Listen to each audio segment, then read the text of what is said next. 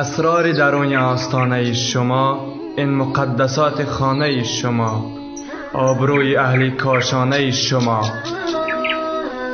پذیرا باشید صدای رادیو پیام با برنامه آستانه. بسم الله الرحمن الرحیم. السلام علیکم و رحمت الله و برکاته. به تمامی مخلصان برنامه های ما، هموطنان عزیز در هر گوشه و کناری دنیا، هر کجا هم که باشید، پروردگار نگهبانتان باشد. امروز همراه شما درباره یکی از مصیبت های زمان اخیر، مصیبت هایی که دیگر دارد تا اندازه پهن یا گفتیم در بین مردم روز از روز می افزاید که چقدر عائله ها به داد آمدن، چقدر عائله ها حیران ماندن که آیا حیات آنها حلال است و یا حرام است و چقدر دیگر از اینجا به آنجا از پی حل مشکل می گردن. درباره شتاب کردن در طلاق صحبت میکنیم، درباره شتاب کردن در طلاق و عاقبت های بدی آن. و در گفتن کلمه طلاق زیادی ها هیچ پروایی نکرده طلاق می دهند، علل خصوص جوانان که زیاد از نفرانی که به آسانی امروزها از دهانشان طلاق می براید اینها جوانهای تا 30 ساله هستند و این چنین عروسکان و زنهای هم هستند که خیلی به آسانی طلاقم را ده، اگر این خیلی باشه جواب مرا ده گویان طلب طلاق میکنند. بعد از شوهر طلاق دادن دیگر واویلا که از کی برای خود فتوا یابیم که زندگی ما حلال باشد.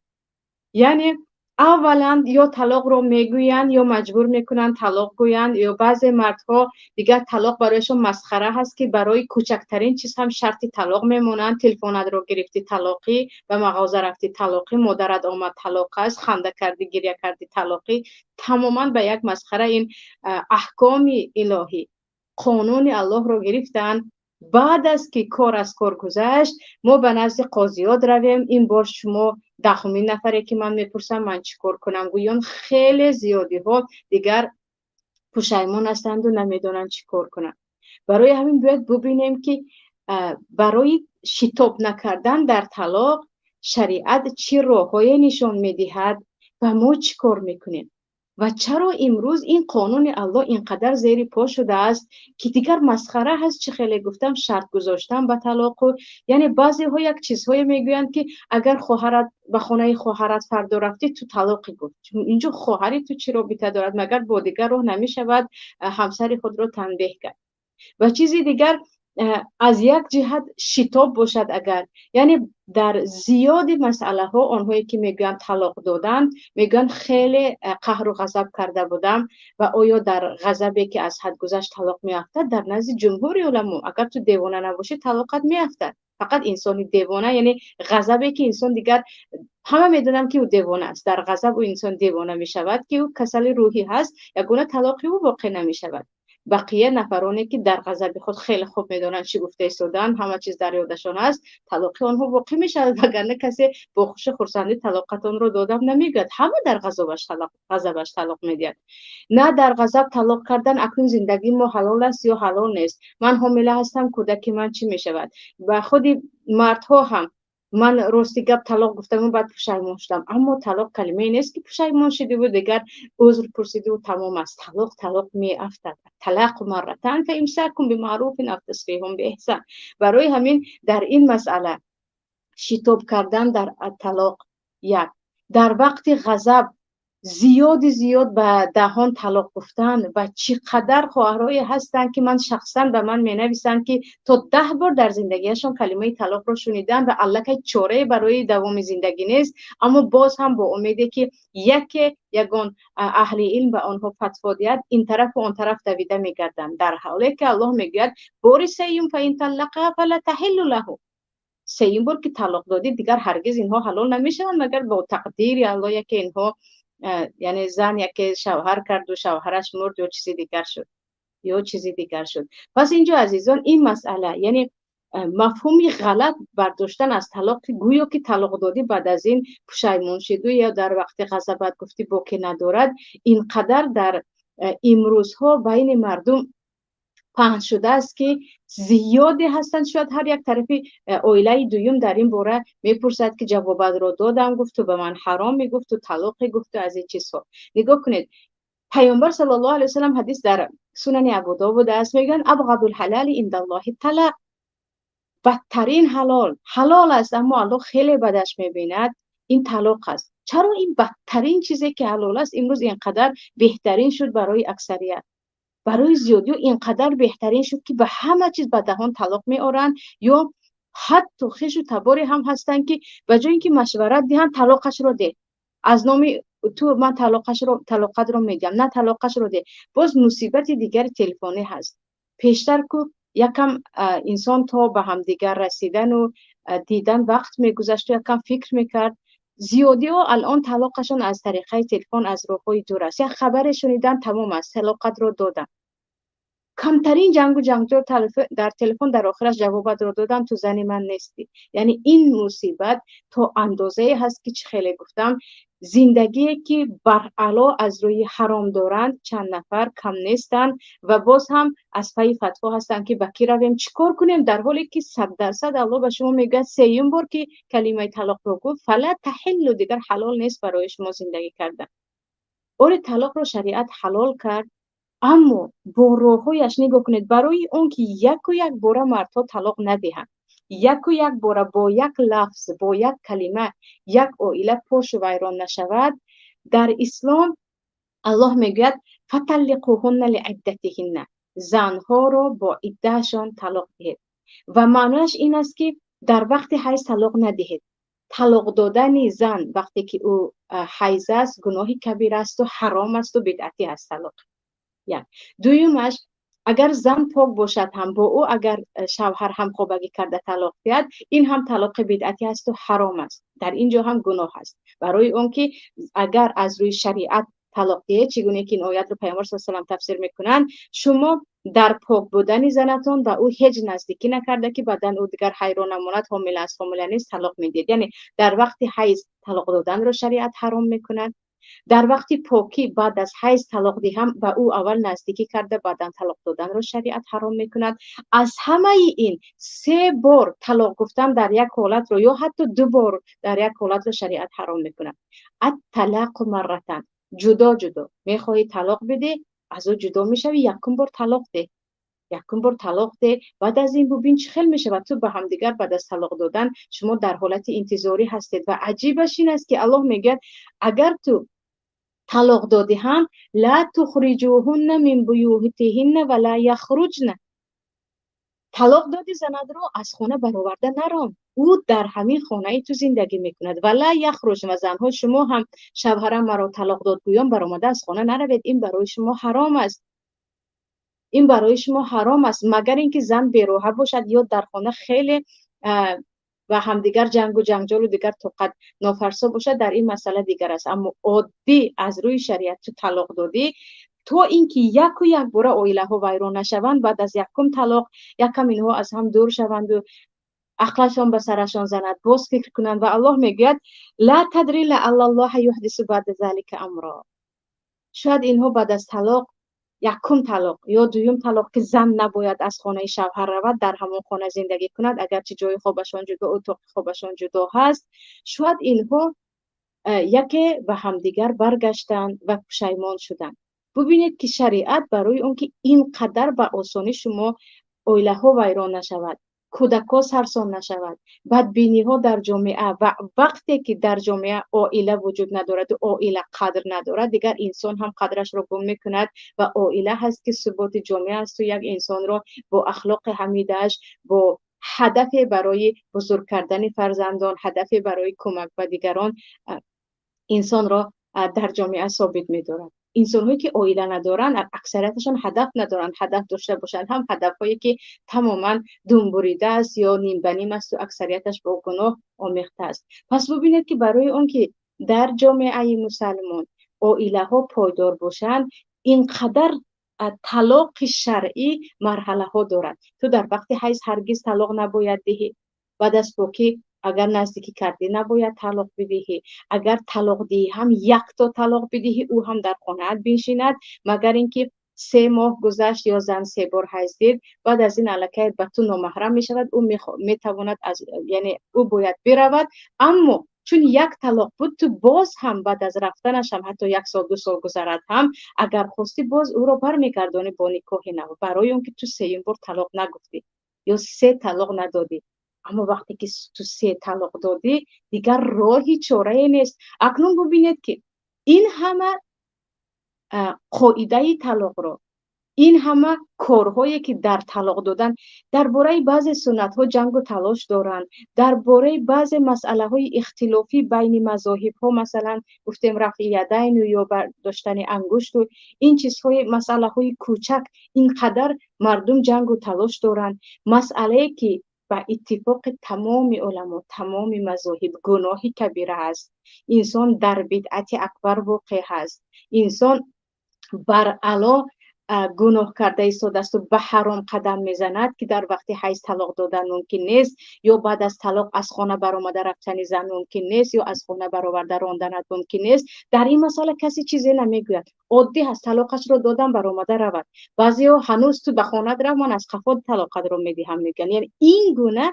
این مسئله که قانون الله هست، این گونه درباره‌اش کوتاه نظری هست یا گفتیم بی‌پرواگی هست و گویا که طلاقی که قانون الله هست زیر پای چند نفر شده است که با دهانشان کی خواهند میگویند. و ببینید مردم به کجا رسید. بعضیا هستن چیکار کنم، راهی چاره من 3 بار طلاق دادم یا گفتم 100 طلاق هستی هست، تو راهی چاره نداری.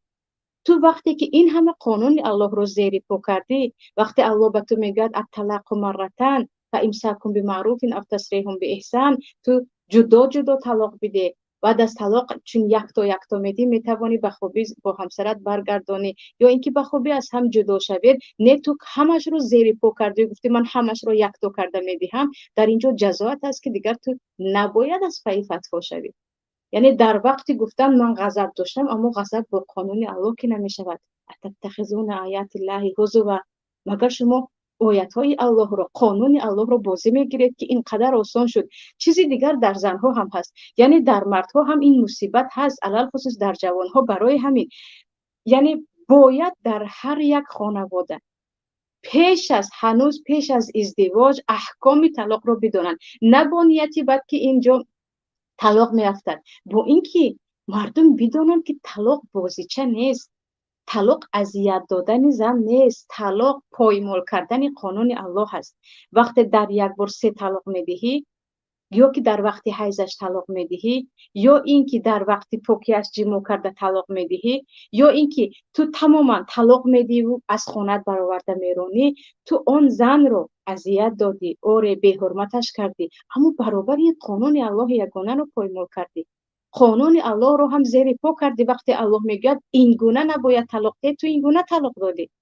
یعنی اینجا ببینید که فقط قانون همسرت که به تو یعنی ضرر رسان او را نبود، چقدر هم به حرمتی است بالای آیت های پروردگار که الله چی میگوید و ما چی کار میکنیم. مسئله دیگر عزیزان، مسئله هست که راهی چاره رو همیشه در طلاق میبینن. ببینید وقتی که در خانواده جنگ و جنجال می شود که دیگر محال است که در خانواده که زن و شوهر هستند جنگ و جنجال نشود، چون شخصیت زن چیزی دیگر، شخصیت مرد چیزی دیگر. یک بار نه یک بار اختلاف می شود، شاید زیاد اختلاف شود. یعنی جنگ و جنجال در همه جا هست و می شود. در خانه بهترین بشر، سید البشر رسول الله صلی الله علیه و سلم هم جنگ و جنجال میشد و بعضا صدای حتی همسرانشان بالا میشد. اینجا یا یکی جنگ و جنجال کردیم یا یکی از حد خطاگی اشتباهی جدی کردن، یا با همین طلاق دادن مسئله تمام می شود؟ یا راه چاره فقط طلاق است یا اینکه یک چند راههای دیگر است؟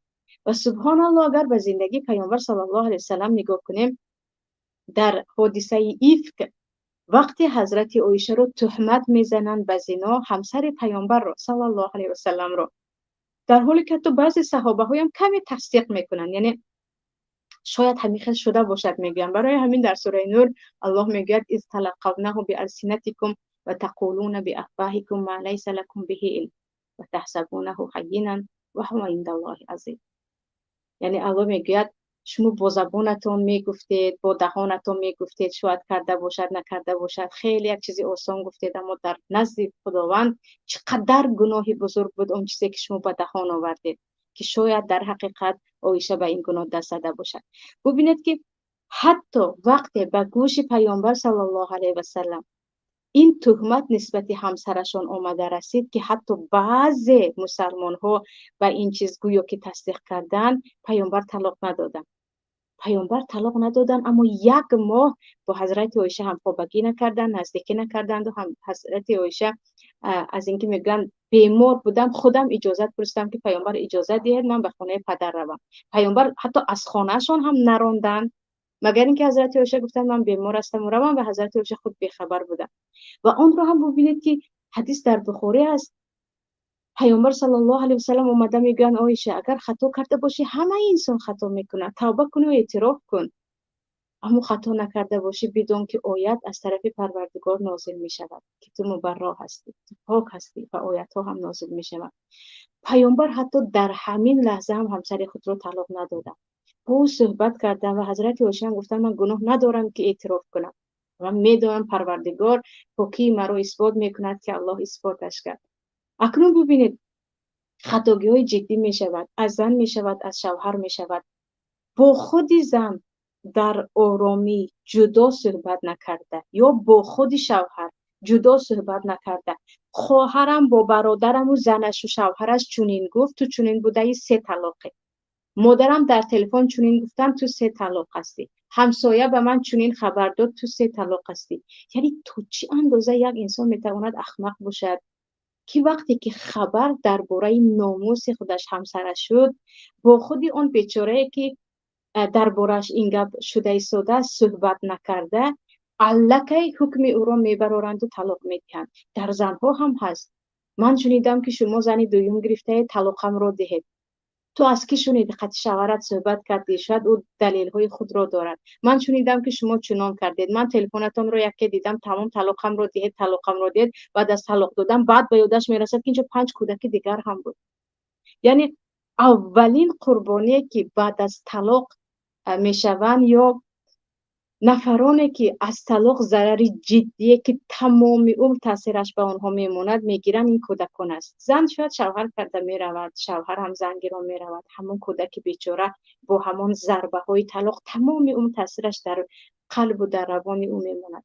بعد از طلاق را پرسیدن و طلاق را گرفتن، بعد از 100 طلاق 1000 طلاق دادن، یکی به یاد مرد بعد از 2-3 ساعت می آید که 5 کودک داشت، او 3 کودک داشت. و همه تقریبا نفرانی که از طلاق شکایت میکنن همین است، ما 3 کودک داریم، حال اینها چی میشود؟ در وقت طلاق پرسیدن کودک در کجا بود؟ چرا به یادت نآوردی؟ در وقت طلاق دادن برای چی به یادت نآوردی که تو پدر هم هستی، اینجا کودکو هم هست. بعد از کار گذشتن اکنون ما چیکار کنیم؟ یعنی غم کودکای تو رو خورده، قانونی الله رو میشود دیگر کرد، آیت های الله رو میتوانیم دیگر کنیم که نه تو 5 کودک داشته 100 طلاق داده باشم زندگی کن، نمیشود دیگر. برای همین اینجا باید در مسئله طلاق اولین که کار است شتاب نکنیم. شد تصمیم گرفت طلاقش رو میدهم اما حاضر نه. برای همین نگاه کنید که بهترین حالت در این وقتها در اکثریت دولت ها این چیز دیده می شود، یک مقدار جدایی از هم هست. یعنی به طلاق شاید ما جدا شویم اما مدت اتفاق میکنیم که از هم دور زندگی کنیم. در مدت از هم دور زندگی کردن حتمی نیست به تمام خیش و تبار آوازه شود، حتمی نیست به همه جا خبر دیم که ما از هم جدا هستیم، شاید قهری شویم که اینجا 1001 نفرانی هستند که همراه میشوند و این طلاق رو زود باشد میکنن. نه، فکر کن تو چی اندازه من، یعنی سببی که من برای طلاق گرفتن یا دلیلی که من برای طلاق گرفتن یا طلاق دادن دارم، تو چی اندازه ارزش طلاق رو دارد. آیا در حقیقت به خاطر یک جنگ و جنجالی که در پدر و مادرم هم میدیدم، در همه ها میبینیم، من باید طلاق دهم و بعد از این آیا همین گونه عائله برپا کرده میتوانم یا نه؟ آیا همین گونه صاحب فرزند شده میتوانم یا نه؟ مسیر فرزندان چی میشود؟ اینها کجا میروند؟ اینها چی کار میکنن؟ نفرت اینها، بی پدری و بی مادری که هرگز میدونیم که مادر هم نمیشود و پدر نمیشود. برای همین عزیزان بیاید وقتی از حد دیگر گفتیم که علاج نداریم، ما دیگر صبر نداریم، مدتی از هم دور زندگی کنید، مدتی از هم دور زندگی کنید، با هم اتفاق کنید که یک مدت 2 هفته باشد، 1 ماه باشد، حتی بعضا 1 سال باشد، بعضا بگذار طلاق به دهان نآید و شاید تا 1 سال جدا زندگی کنم. اما بعد از این انسان چقدر تنها هست و دور است و دور است، هم به قدر همدیگر میرسد، هم به یادش می آورد که اویا همین چیزی که من الان به خاطر اون طلاق میدی همش میگویم یا من طلاق میخواهم ارزشی یا گفتیم برای طلاق دادن دلیل کافی است، یا اینکه نه این در همه جا هست، این در همه جا هست. نه برای اون که این گونه راه رو پیشه گیریم یعنی یک مقدار دور میشویم چیزی دیگر، چه خیلی که گفتم نه، اولین چیزی که اولین راهی حل در اکثریت این است که نه تو طلاقت میدی، طلاقش رو ده، طلاقت رو دادم، تو طلاق هستی، در تلفن زود از طریقه رساله تو طلاق هستی، رفته شوهر کن.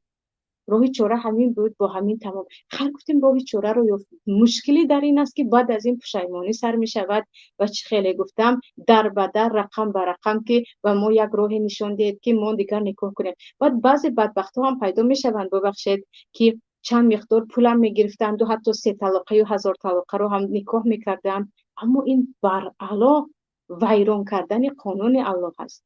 کسی که 3 بار جدا طلاق داد زنش را، 1000 نفر او را نکاح کنند هم 1000 عالم از کجا خواهد بیارد هم، مادامی که 3 بار طلاق جدا افتاد دیگر اینها رو پیوست کرده نمی شود، چون آیت قرآن کریم است که فلا تحل له، دیگر حلال نیست برای همین بیاید پیش از این کلمه رو به دهان آوردن اولا و یاد داریم که ما فقط با همین راه نمی شود، حتی برای همین راه ها رو پیش گرفتن، یعنی برای اینکه یک بار طلاق نافتد، الله میگه یکم وقتی که ولات تخافون نشوزهون، وقتی که سرکشی زن رو دیدید، اطاعت نکردنش رو دیدید، فعظوهن، نصیحتش کنید، یعنی اینجا صحبت کنید با اونش از امر معروف از آیت و از حدیث کردن نمیشد که از شوهر در وقتی که با هم مشکلی دارن کسی رو قبول نمیکنند، نه قطعی موعظه یعنی صحبت خوبی همراهش کن، جدی ببین که او چی میخواد تو چی میخوای، یعنی در مسئله که با تماما آرامش، یعنی بدون غضب و بدون هیچ به احساسات داده شدن و بدون گریه های زیاد و حقارت و دشنام، وقتی 2 نفری عاقل با هم صحبت میکنند، حتی 2 دشمن باشن هم میبینید که در بسیار مسئله ها اتفاق میکنند. شاید در 2-3 مسئله ها ماند اگر انسان آرامانه در سر مسئله با کسی صحبت کند، در اکثریت چیز همدیگر رو میفهمند. اما در غضب و در داد و فغان علل خصوص 2-3 نفر از هر طرف اومد، هر چی باشد هم کسی رو قبول نمیکند. برای همین نشینید سر مصلحت که چیکار کردنی هستیم، چیکار میکردنی هستیم، نباز که نشد در اینجا وهجروهن فی المضاجع، از هم جدا شوید، جای خواب رو دیگر کنید، جدا کنید، یا حتی خانه رو،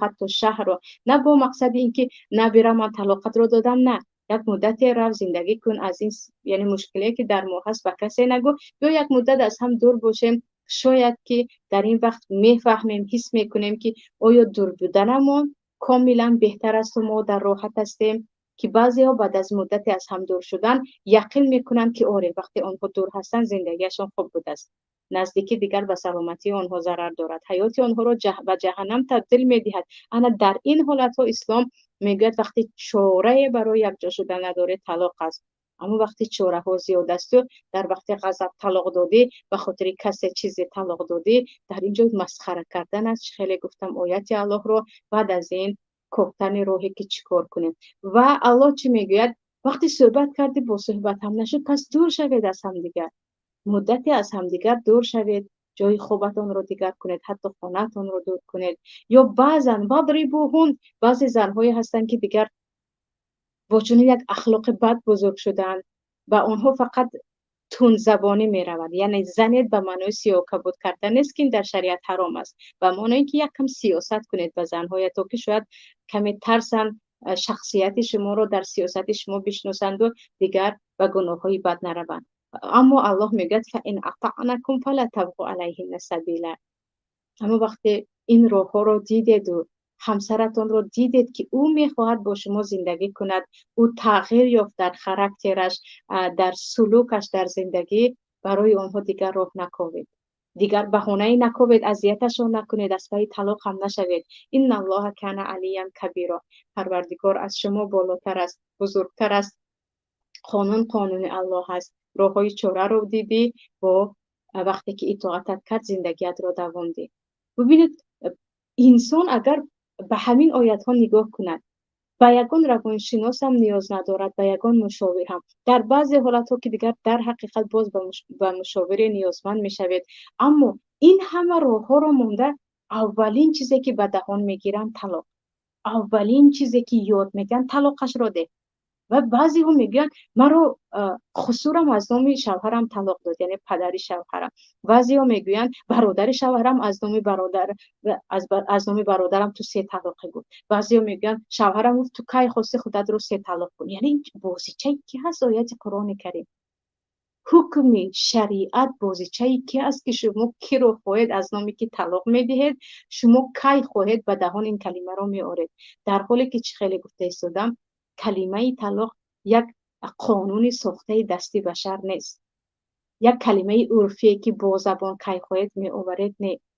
وقتی در زمان پیامبر به یک بارگی 3 طلاق می شود، میگن من در همین جا هستم و شما با قانون الله بازی میکنید، شما با آیت الله بازی میکنید، در حالی که الله میگه الطلاق مرتان، جدا جدا طلاق بده. شما چیکار کرده ایستادید؟ پس بیایید و به جای اینکه اول طلبی طلاق کنیم یا اینکه اول شتاب طلاق دهیم و بعد از این در به آن در، از اینجا به آنجا از پای راهی حل شویم که دیگر راهی حل ندارد، بعد از 3م طلاق بیا اول فکر کنیم که به جای طلاق می شود فقط با یک طلاق کلا جدا شد، حتمی نیست 3 طلاق رو به دهان آوردن.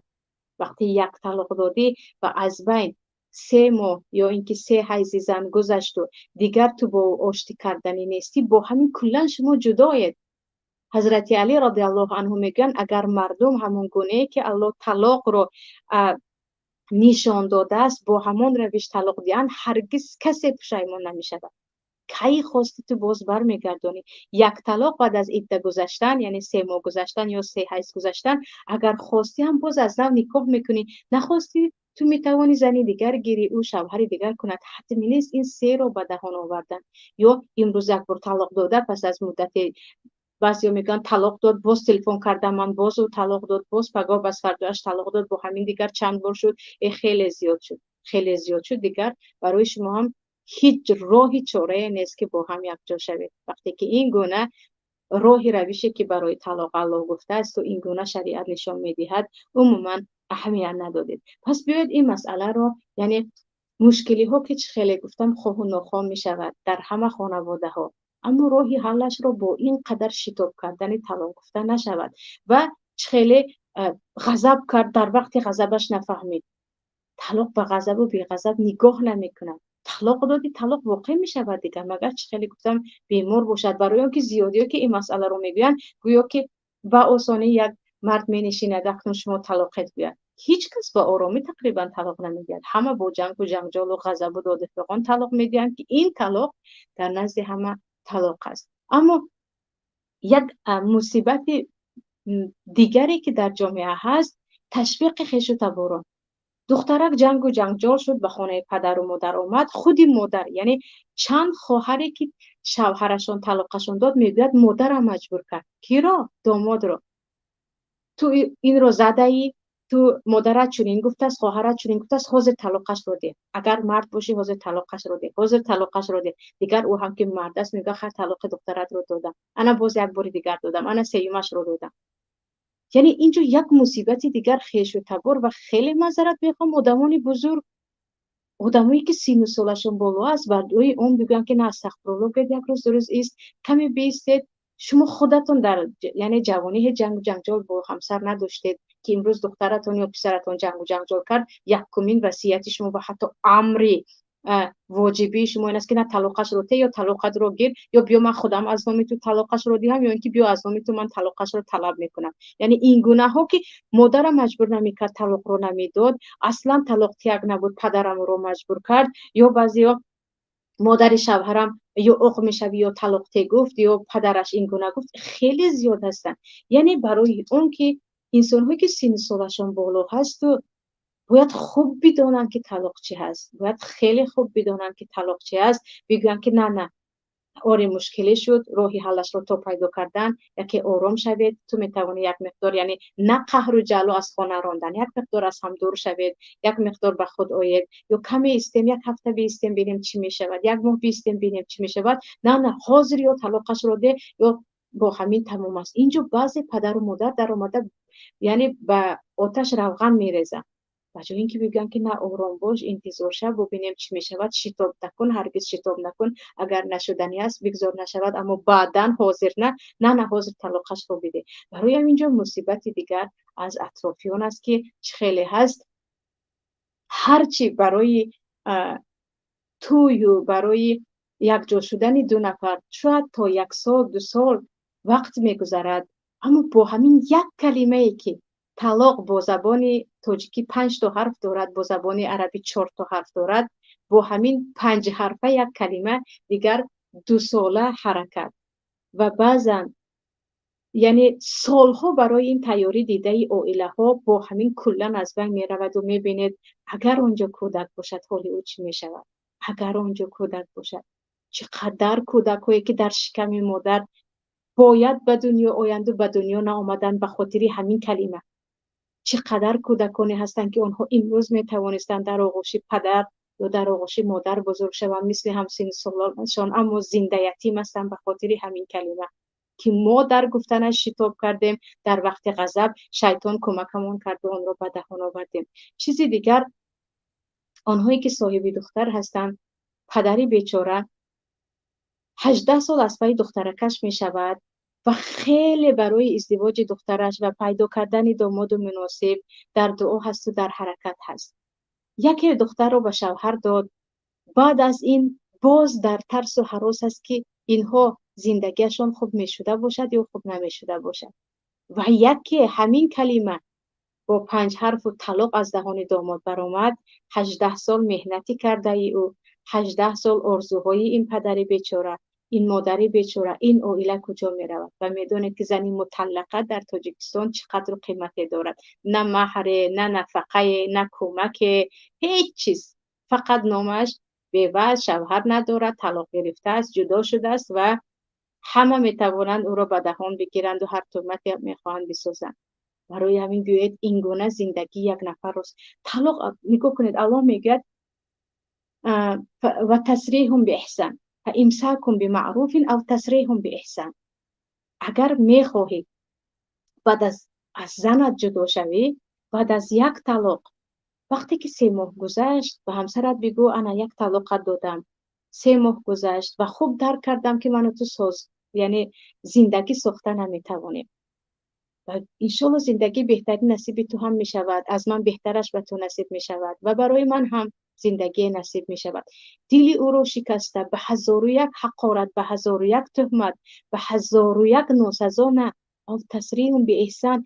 و عجیبش الله میگه ولا تنسوا الفضل بینکم، شما نیکی هایی که بینتان بود پیش از ازدواج، مهر و محبتی که بینتان بود در اولهای ازدواج، وعده هایی که با هم دادید، محبتی که بینتان بود، نزدیکی های و خلوت هایی که بینتان بود، اون رو فراموش نکنید. اینقدر نسبت همدیگر ناسزا نگویید. اگر طلاق هم دادید به خوبی جدا شوید، اما ببینید شریعت کجاست و ما کجا هستیم، الله چی میگوید و ما چی میکنیم و بعد از این به سر ما چی به سر مردها، چی به سر زنها چی اومده ایستاده است.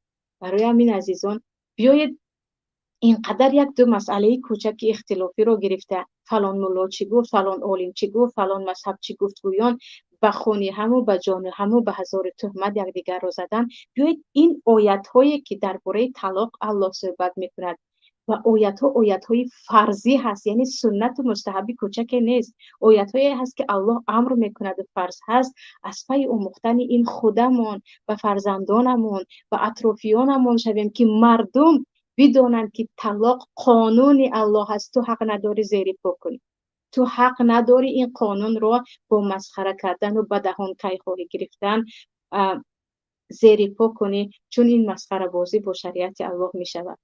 این مسخره بازی با شریعت الله می شود، این بی‌حرمتی با الله می شود که میدانیم وقتی نسبت الله بی‌حرمتی کردی خار و ذلیل هستی، اگر چه شاه هم که باشی. این بود عزیزان صحبت امروزه من.